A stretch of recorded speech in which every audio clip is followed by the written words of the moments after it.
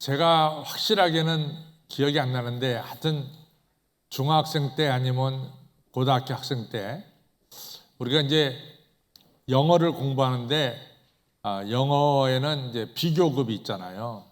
more than 이런 이 비교급이 있는데 이 비교급을 공부할 때 우리 교과서에 나온 책인데 글인데 우리 성경 말씀이 이 교과서에 나옵니다. 그것은 뭐냐면 이제 부자가 천국에 들어가는 것보다 낙타가 바늘 끼로 들어가는 것이 더 쉽다. 이 성경 말씀, 오늘 우리가 읽은 성경 말씀에 나오는 이 말씀이 제가 보기에는 중학생 때인가 고등학교 때인가 하여튼 간에 그 영어, 우리가 비교급 영어를 공부할 때 그게 나왔습니다. 그래서 it is easier for a camel, 카멜이 낙타죠. to go through the eye of needle, 바늘귀로 들어가는 것이 쉽다. Then for a rich man, 부자가 to enter the kingdom of God, 하나님 나라 들어간 것보다 더 쉽다. 이런 이 중학교 때 이 영어 공부를 하면서 그때 이제 예수님 믿는 사람이건 안 믿는 사람이건 하여튼 교과서에 나오니까 이 영어 공부를 통해서 우리가 성경을 알게 되죠. 오늘 이 성경 말씀 배경은 사실은 마태복음 19장에 나오는 배경입니다. 한 부자 청년이 예수님께 와가지고 내가 어떻게 영생을 얻겠습니까? 이렇게 물어보죠. 그때 예수님께서 너 계명을 다 지켰냐? 그때 제가 어려서부터 계명을 다 지켰습니다. 이렇게 대답하죠. 그러면은 네가 한 가지가 부족한 게 있는데 그것은 뭐냐면 네 재산을 다 팔아 가난한 사람들에게 주고 그리고 와서 나를 따르라 이렇게 말씀합니다. 그때 이 부자가 청년이 너무나 재산이 많은 거로 근심하면서 예수님 앞에서 돌아갔다. 그러니까 재산을 포기하고 하나님 나라 들어간 것보다는 재산을 유지하고 하나님 나라 안 들어간 것이 더 낫지 않을까 이런 결정을 내린 것이죠. 그래서 이제 이 부자가 천국에 들어간 것이 낙타가 바늘귀로 들어간 것보다 더 어렵다라고 하는 말씀을 우리 예수님께서 하셨습니다. 근데 성경을 보면은요, 이 부자가 천국에 들어간 예가 많이 나옵니다. 예를 들자면은 제일 먼저 예화를 들 수 있는 것은 아브라함이죠. 아브라함이 갈대아 우르 출신 아니에요? 그 다음에 아브라함에게 창세기 12장 1절에 뭐라고 말씀합니까? 너는 본토 친척 아버지 집을 떠나 내가 내게 지시할 땅으로 가라 이렇게 말씀합니다. 이 본토라고 하는 것은 지연이고 친척이라고 하는 것은 혈연이고 아버지 집이라고 하는 것은 아버지께로도 물려받을 유산을 가리킵니다. 우리가 한 50년 전만 돌아가더라도 여러분과 저의 생활 속에는 혈연과 지연과 아버지가 물려줄 유산을 무시할 사람이 어디 있습니까? 어느 누구도 무시하지 못해요. 제가 이제 태어난 것이 도남동인데 도남동 그 동네 사람들은 다 오래 같이 살아서 잘 알아요. 그렇다고 해서 우리 동네 사람들이 제 이름을 아는 건 아닙니다. 저희 아버님 성함을 대고 아버님 성함에 제가 이제 둘째 아들인데 둘째 아들이다 그러면 누군지 알아보는 거예요. 그러니까 다 옛날에는 혈연과 지연을 통해서 또 이같이 다 연결이 되고 그 사람이 인정받습니다.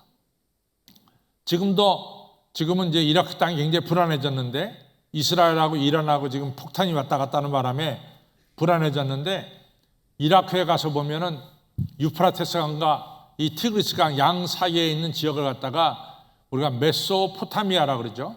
그 지역이 이제 이라크 땅이죠. 거기 가면은 가이드가 언덕에 올라가서 저 아래 보이는 아주 큰 집을 가리킵니다. 저 집이 바로 아브라함의 조상들의 집입니다. 이런 얘기를 합니다. 그 얘기는 뭐냐면 아브라함이 메소포타미아 지방에서 아주 잘 살았다는 이런 얘기입니다. 그런데 아브라함이 어떡합니까? 하나님께서 너 본토, 친척, 아버지 집을 떠나 내가 내게 지시할 땅으로 가라 할 때 아브라함이 순종했어요. 하나님 말씀대로 본토, 또 친척, 혈연, 아버지 집을 떠나서 이 하나님이 지시한 새로운 땅으로 갔습니다. 따라서 아브라함은 부자가 천국에 들어간 예가 되겠습니다. 그래서 낙타가 바늘기로 들어가는 것보다 더 어려운 부자가 천국에 들어가는 그 대표적인 예 중에 하나가 아브라함이 되겠습니다. 또 하나 예를 들자면은 저는 누가복음 19장에 나오는 삭개오를 예로 좀 들고 싶습니다. 여러분들 다 여리고에 가보신 분들은 알지만은 또 앞으로 여러분들 기회가 되면은 이스라엘 성지를 한번 다녀보시면은 이 성경의 내용들이 하나 둘씩 이해가 돼요. 예를 들자면은 이 여리고라고 하는 동네는 어떤 동네냐면은 바로 요단강 옆에 있어요. 그래서 요단강 건너면은 지금의 요르단이 되고 요단강 건너서 이쪽 서쪽으로 넘어오면은 바로 이스라엘 땅이 되는 겁니다. 그러니까 여리고는 국경지대. 그래서 이스라엘 백성들이 애굽에서 나와서 모압 평지로 있다가 요단강 건너서 제일 먼저 들어온 지역이 바로 여리고입니다. 그래서 여리고 성을 무너뜨리죠. 여리고는 굉장히 큰 도시예요. 바로 그 도시의 세리장이다라고 말하면은 지금의 관세청장 이 정도가 되는 거죠. 상당히 높은 지위에 있었고 잘 살던 사람이 바로 세리장 삭개오였습니다. 많은 사람들이 뭐 속으로는 어떨는지 모르지만은 겉으로는 삭개오한테 다 잘 보이려고 그랬어요. 왜냐하면 세금을 많이 받으면은 다 어려워지니까 삭개오한테 잘 보이려고 그랬습니다. 이런 사람이 삭개오인데 예수님께서 여리고로 오신다는 말씀을 듣고 삭개오가 뽕나무에 올라가서 예수님 보려고 올라갔잖아요. 그때 예수님이 삭개오야 내려와라. 내가 오늘 내 집에 유하여야 되겠다. 이렇게 하시고 예수님께서 삭개오 집에 이제 신방을 가게 된 거죠. 그때 삭개오가 뭐라고 말합니까? 내 재산의 절반을 내가 가난한 자들에게 주겠으며 내가 네 것을 토색한 일이 있으면 4배나 갚겠습니다. 이렇게 대답을 하죠. 그때 예수님께서 뭐라고 말씀입니까? 이 집에 구원이 임했다. 너도 아브라함의 자손이다. 너도 천국 백성이다. 너 좁은 문을 통과했다. 이렇게 귀한 말씀을 주신 거죠. 그러니까 이 삭개오도 이 낙타가 바늘기로 들어가는 것이 부자가 천국에 들어간 것보다 더 쉬운데 바로 이 하나님 나라 이 천국에 들어간 부자가 천국에 들어간 또 하나의 예가 되겠죠. 또 하나 예를 더 들라 그러면은 전 욥이라고 하는 인물을 들겠습니다. 수요일 저녁마다 우리가 욥에 대해서 살펴보는데 욥이 동방에는 우스 땅에 살고 있는 어마어마한 부자였어요. 부자면서 의인이었습니다. 그러니까 하나님이 자랑할 만한 그런 의로운 사람이었죠. 그에게는 많은 재산도 있었고 아들 7, 딸 3이 있었습니다. 그리고 의롭게 살려고 아주 노력한 사람 중에 한 분이 바로 이 동방의 의인 욥이었습니다. 근데 우리가 욥기에서 알다시피 욥이 갑작스럽게 어려움을 겪어요. 욥의 아들 7, 딸 3이 졸지에 죽고 욥의 재산이 다 졸지에 없어지고 욥의 온몸에는 이 욕창이 나서 악창이 나서 쥐약장으로 몸을 긁을 수밖에 없는 이러한 어려운 상태에 욥이 빠졌습니다. 사탄은 생각하기를 욥이 재산 없어지고 아들, 딸 잃어버리고 온몸에 욕창 나면은 틀림없이 하나님을 대적할 것이다. 하나님을 떠날 것이다. 이렇게 생각을 한 거예요. 근데 우리가 욥기를 보면 알다시피 욥이 뭐라고 말씀합니까? 주신 이도 하나님이시고 걷어가신 이도 하나님이고 내가 이같이 이 땅에 태어날 때 빈손 들고 왔으니까 내가 빈손 들고 간다. 이런 말씀하잖아요. 또 이 욥이 온몸의 욕창 때문에 고통을 당할 때 우리가 하나님께로부터 영광을 받았으니까 우리가 하나님께로부터 어려움도 받지 않겠느냐 이렇게 말씀하잖아요. 욥은 정말로 부자면서 하나님을 찬양하고 하나님 나라 들어간 부자가 천국에 들어간 이게 세 번째 예를 들자면 세 번째 예가 되겠습니다. 아브라함 그리고 삭개오 욥 다 부자가 천국에 들어간 것이 낙타가 바늘길로 들어간 것보다 더 어려운데 다 세 명 다 이 바늘길을 통과하고 낙타가 들어가기도 어려운 바늘길을 다 통과하고 천국에 들어간 좁은 문을 통과한 이 세 사람이 다 되었습니다. 우리가 3월 31일 날 부활주일 예배를 드렸고 또 우리가 4월 7일 날 두 번째 부활 후 두 번째 주일, 지난주가 세 번째 주일, 오늘이 네 번째 주일입니다. 부활 후 네 번째 주일을 맞이해서 저는 이런 생각을 늘 합니다. 다름이 아니라 정말 여러분과 저가 다 이 좁은 문, 우리 하나님 앞에 서서 잘했다 칭찬받는 이러한 하나님의 백성들이 다 되어야 되겠다라고 하는 생각을 갖습니다. 그래서 오늘은 우리가 다 부활하신 예수님을 믿고 있는 부활신앙을 가진 자로서 여러분과 저가 확실하게 좁은 문을 통과하는 하나님의 백성들이 다 되시기를 주님의 이름으로 축원합니다.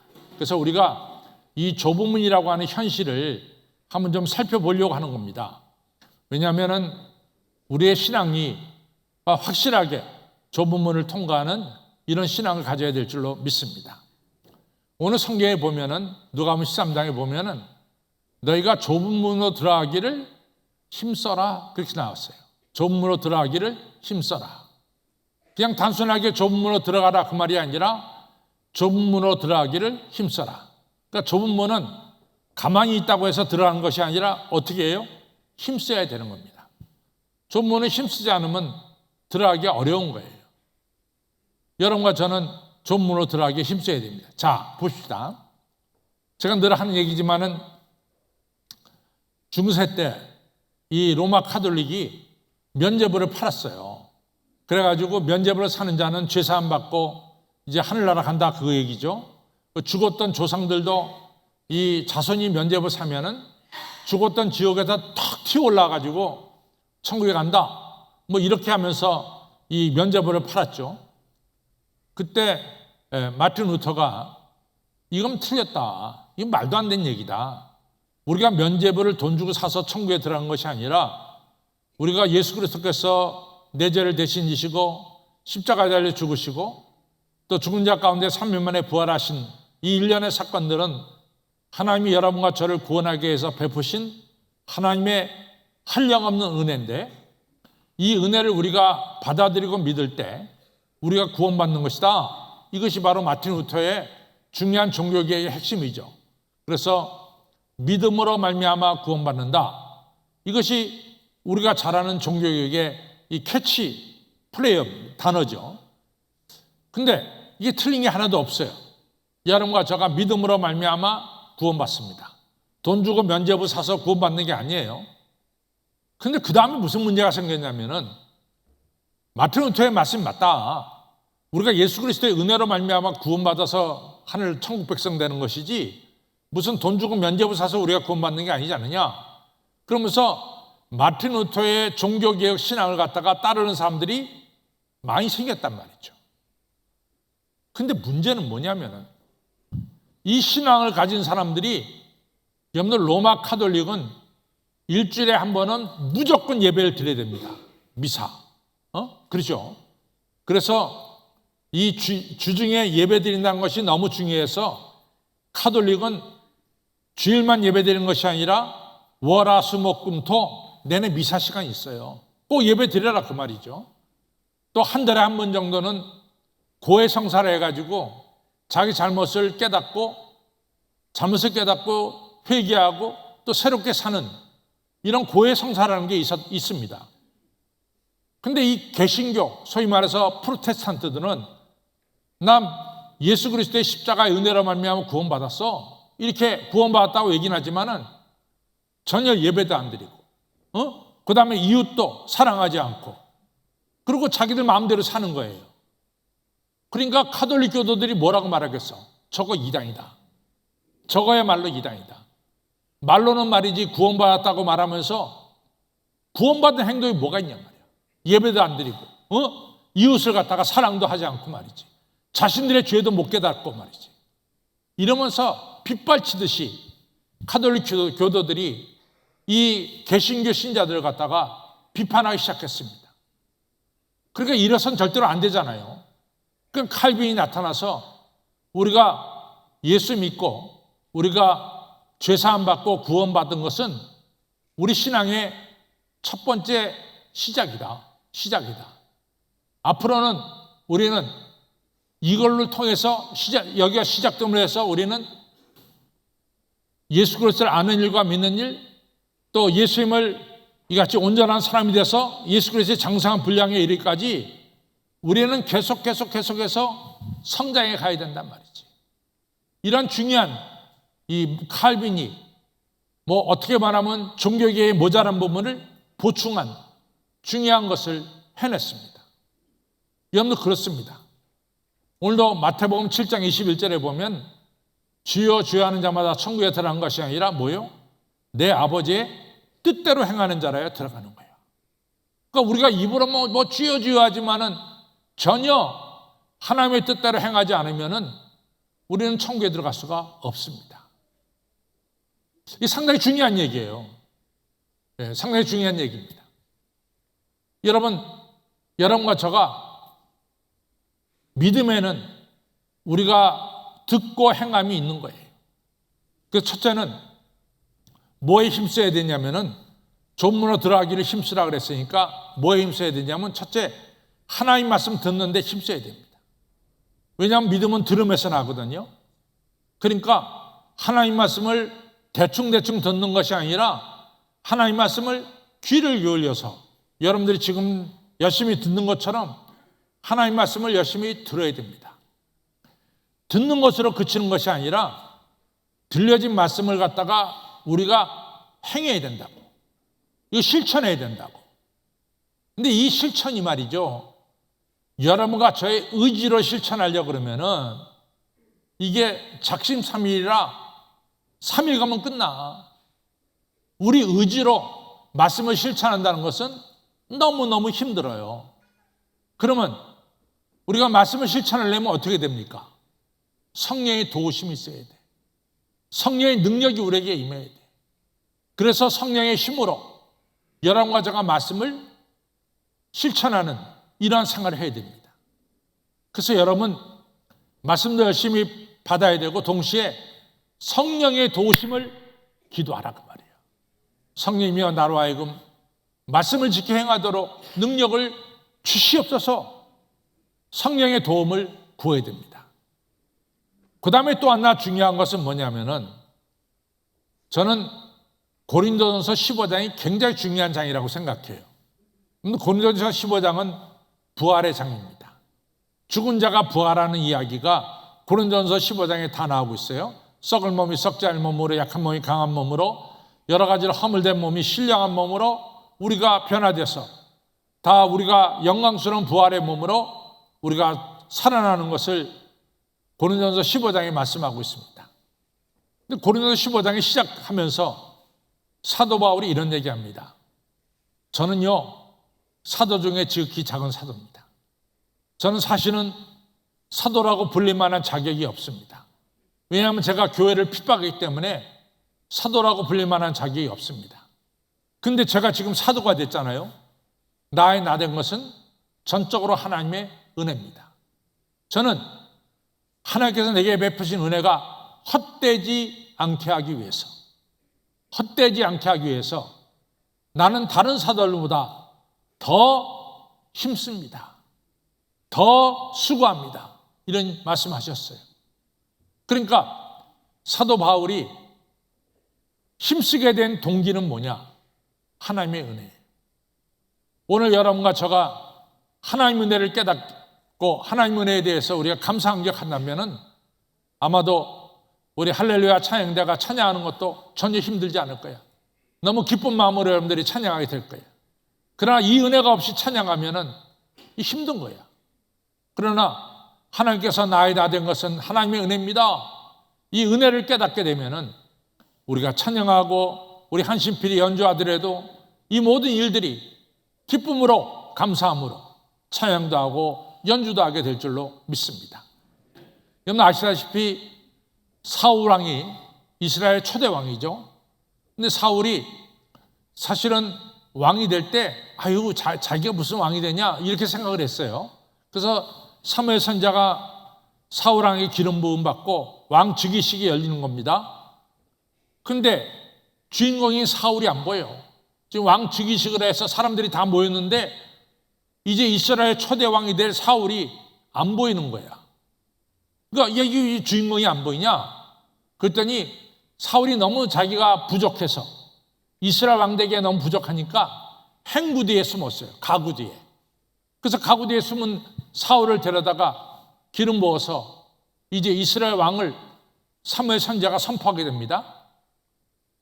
사울이 왕이 될 때는 자기가 왕이 될 만한 자격이 없는데 왕을 시켜주신 하나님 은혜에 감사했고 겸손하게 왕을 시작했어요. 근데 하나님께서 함께 하시니까 전쟁에 자꾸만 이기게 되니까 사울이 교만해졌습니다. 그래서 사무엘상 15장에 보면 불과 2장만 넘어가면은 이 사울 왕이 교만해져 가지고 하나님께서 아말렉과의 전투에서 승리를 거두게 했습니다. 그럼 하나님께서 말씀하셨어요. 아말렉 왕 아각을 처단하고 그 다음에 아말렉과 싸워서 얻은 모든 전리품을 갖다가 불에 태워서 다 없애라 이랬단 말이죠. 근데 사울이 말을 안 들어. 아말렉 왕 아각도 살려두고 그 다음에 살진 소와 양들을 갖다 몰래 빼내버렸어요. 하나님 말씀 안 듣는 거예요.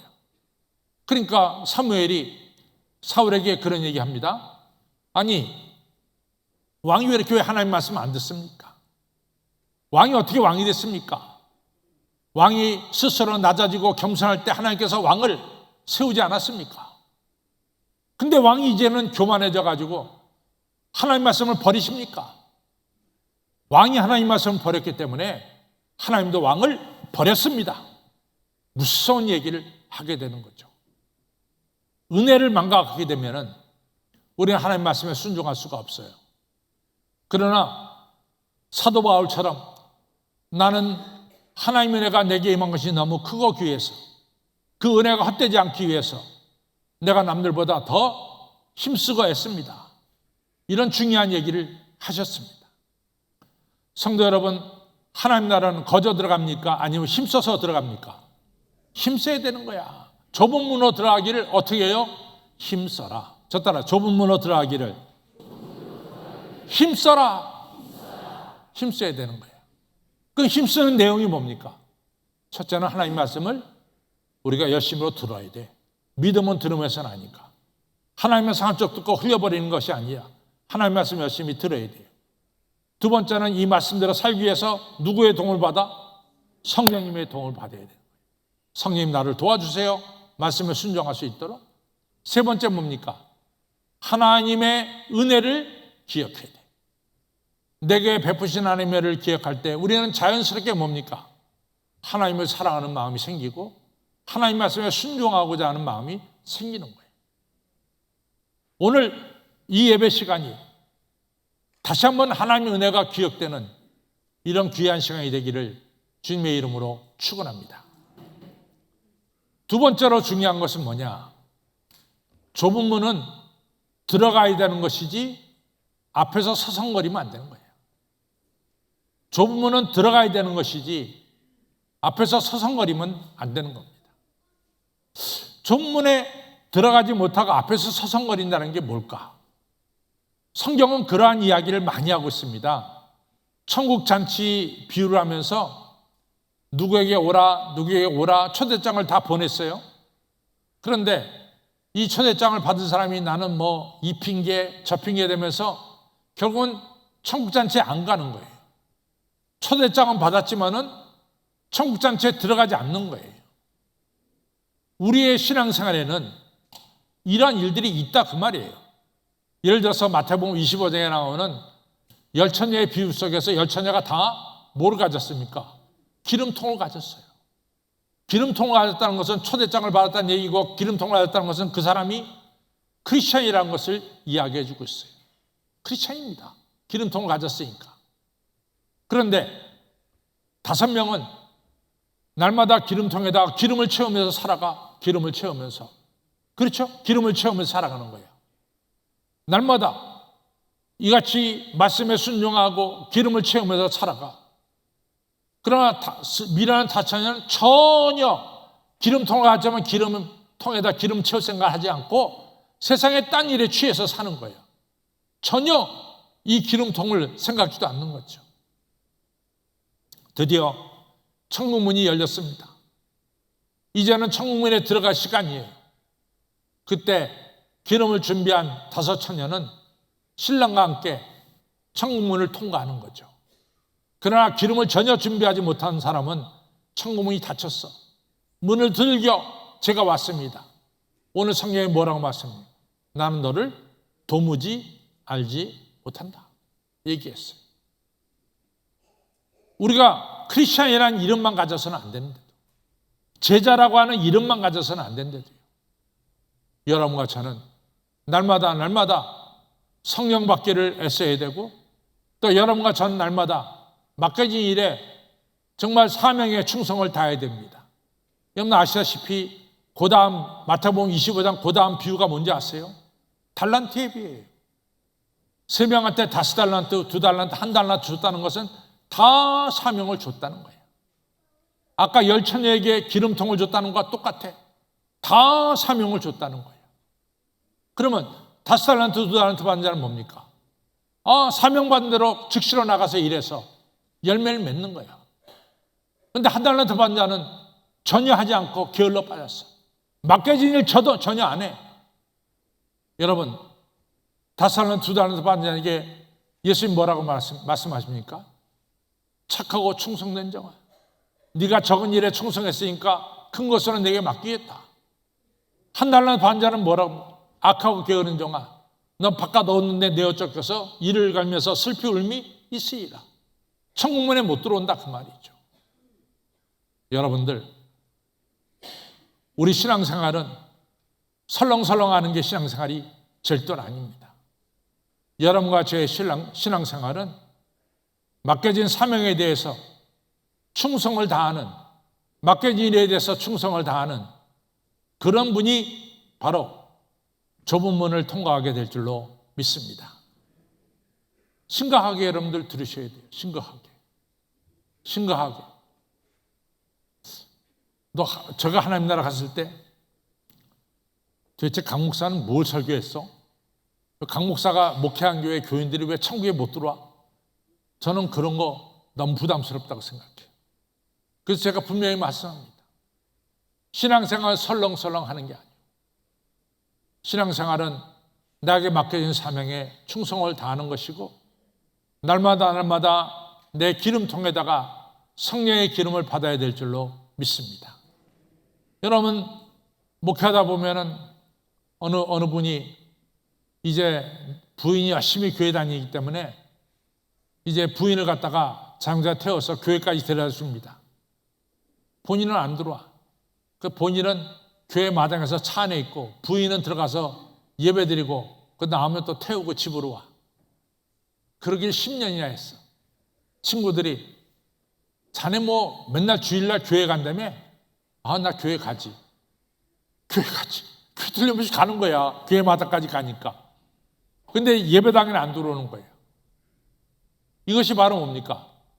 성전 문 앞에서 서성거리는 거예요. 이것이 서성거리는 거예요. 저는 삭개오가 아니라 누가복음 15장에 나온 탕자가 너무 훌륭해. 탕자가 자기 잘못된 것을 알고 일어나 아버지 집으로 향해서 갔어요. 일어나는 결단, 아버지 집으로 들어가는 결단한 거야. 여러분과 저도 기름통에 기름을 준비하는 결단, 맡겨진 일에 충성을 다하는 결단, 그것이 바로 우리 여러분과 저로 하여금 좁은 문으로 들어가게 하는 그러한 힘이 되고 원동력이 된다는 것을 기억하시길 바랍니다. 오늘부터 꼭 성령의 기름을 받으시고 오늘부터 맡겨진 일에 충성을 다하시기를 주님의 이름으로 축원합니다. 이제 마지막으로 좁은 문이라는 게 뭘까? 참 이 좁은 문이라는 게 너무 재밌는 단어예요. 좁은 문. 네로우 게이트인데, 영어로 말하면 네로우 게이트인데 좁다, 좁은 문이라죠. 좁은 문은 첫째로 한 명만 들어갈 수 있어요. 떼거지로 같이 들어간 게 아니야. 두 사람, 세 사람이 함께 들어간 게 아닙니다. 좁으면 뭐예요? 한 명만 들어가는 거예요. 그러면 이 한 명만 들어간다는 것은 뭘 의미할까? 우리가 히브리서 9장 27절에 보면 사람이 한 번 죽는 것은 정한 이치로 돼. 그 뒤에는 심판이 있느니라 말씀하고 있어요. 여러분과 저가 다 하나님 앞에, 우리 주님 앞에 심판대에 서는 거예요. 요한계시록 20장에 보면은 우리 조상들, 믿음의 조상들이 다 세상을 떠났어요. 이 죽은 자가 일어나는 날이, 모두가 일어나는 날이 온다. 근데 죽은 자가 일어나게 되면은 누구나 막론하고 심판주이신 예수님 앞에 서게 된다. 그때 예수님 앞에 두 가지 책이 있는데 하나는 생명책이고 또 하나 다른 책이 있다. 바로 그러면서 누구든지 바로 심판주 되시는 예수님 앞에 서게 된다라고 하는 중요한 말씀을 성경은 말씀하고 있습니다. 그것이 좁은 문이에요. 우리 가인욱이 목사님은 오래 목회했기 때문에 당신은 예외야. 좁으면 그 예수님 앞에 안 서도 돼. 그게 아니에요. 저도 서야 돼요. 우리 최영선 안수 집사님도 서야 되고, 우리 서상건 집사님도 서야 되고, 다 서야 돼. 김성장 권사님도 서야 돼. 여기는 예외가 없어. 다 서야 되는 거예요. 사람이 한 번 죽는 것은 정한 이치로 돼. 그 외에는 뭐예요? 예수님 앞에 서는 심판이 있는 거야. 이 심판을 피할 사람은 아무도 없어요. 그런데 예수님이 중요한 말씀을 하고 있어요. 무슨 말씀 하냐? 심판주 되신 예수님께서 하신 말씀이에요. 여러분과 제가 예수님 사랑을 깨닫고 있어요, 지금? 느끼고 있습니까? 이게 중요해. 내가 지금 예수님의 사랑을 받고 있다는 것이 중요해. 내가 사랑받는 하나님의 자녀라고 하는 것이 중요해. 그러면은 여러분과 예수님으로부터 사랑받고 있는 자녀라고 하는 것이 깨달아지면은 여러분과 저가 나를 사랑하시는 예수님을 사랑할까 안 할까? 사랑할까 안 할까? 사랑하는 거죠. 내가 예수님 사랑하는 거지. 예수님께서 말씀하시기를 네 이웃을 사랑하라는 말도 우리가 순종할까 순종하지 않을까? 순종한단 말이에요. 사랑이 중요한 거야. 내가 하나님께 사랑받으면은 거기에는 두려움이 없다고 했어요. 당신이 오늘 하나님의 사랑을 받고 있다는 것을 깨닫고 있고, 그래서 당신이 하나님을 사랑하고 하나님 말씀대로 이웃을 사랑한다면 당신은 심판대 앞에 설 때 조금 더 두려울 게 없다. 사랑은 모든 두려움을 내쫓는다. 여러분, 중요한 말씀입니다. 이 시간 예배드리는 여러분과 저가 다 하나님이 나를 이처럼 사랑하사 이 복된 자리에 오게 하시고, 지금 하나님의 영광의 날개 아래 우리가 있게 해주시고, 하나님의 영광의 빛을 이 시간도 나에게 비춰주신다. 이러한 축복과 은혜를 우리가 기억할 때, 이 사랑을 기억할 때 우리는 자연스럽게 우리 마음속에서 우리 주님을 사랑하게 되고 우리 주님께서 말씀하신 말씀을 순종하게 될 줄로 믿습니다. 첫째가 사랑이에요. 사랑이 중요합니다. 그리고 여러분과 제가 지금 살아올 때까지 힘썼어요. 아버지 하나님, 저 말씀 들으려고 힘썼고, 말씀대로 순종하려고 성령님의 도움을 받으면서 힘썼고, 또 내가 주님의 은혜를 기억하고 지금도 힘쓰고 있습니다. 우리 주님이 우리 앞에 심판주로 설 때 뭐라고 말하겠어요? 잘했다, 잘했다. 착하고 충성된 종아, 틀림없이 축복하실 거예요. 사도 바울, 제가 선한 싸움, 영적인 싸움을 잘 싸웠습니다. 내가 힘써서 달려갈 길 잘 달렸습니다. 그리고 끝까지 제가 믿음을 지켰습니다. 우리 의로우신 재판장께서 사도 바울에게 뭘 주십니까? 의의 면류관, 영광의 면류관을 주시는 거예요. 저는 제가 목회한 교회 성도님들이 다 하나님 앞에 설 때 좁은 문을 너무나 쉽게 두려움 없이 하나님의 사랑으로 통과해서 다 천국 백성 되기를 주님의 이름으로 축원합니다. 우리가 현실적으로 얘기해 보자고요. 현실적으로. 저하고 아주 가까운 사촌이 있어요. 저하고 1살 차이 나는데 저 형이 저한테 전화했어요. 야, 너 생일 축하한다. 그러면서 야, 너 용호 알지? 용호. 저보다 1살 차이 나는데 용호가 글쎄 혈액암에 걸렸어. 제가 충격을 받았습니다. 우리 어렸을 때부터 같이 잘 자라나가지고 정말 사촌간에 친한 친구처럼 살았는데 그랬다는 거예요. 여러분들 우리 인생이요 80, 70대에서 그 80이 되기 전까지 75%가 세상 떠나 75%가 여러분들 그러니까 80이 넘은 분들은 75%를 넘어선 분들이야. 여러분들 95세까지 몇 프로가 남을 것 같아? 5%도 안 남아. 5%도. 여러분과 전 다 이 세상을 떠나게 돼 있어요. 그리고 주 앞에 서는 날이 있습니다. 다 좁은 문을 통과해서 천국 백성 되기를 주님의 이름으로 축원합니다. 그렇게 해서 어떻게 해요? 말씀 듣는데 열심을 내고 또 말씀대로 살기 위해서 성령의 도움을 받고 그 다음에 내게 베푸신 하나님의 은혜를 기억하고 하나님 사랑하고 이웃 사랑할 때 우리는 심판주 되신 주님 앞에서 의의 멸류관, 영광의 멸류관 받게 될 줄로 믿습니다.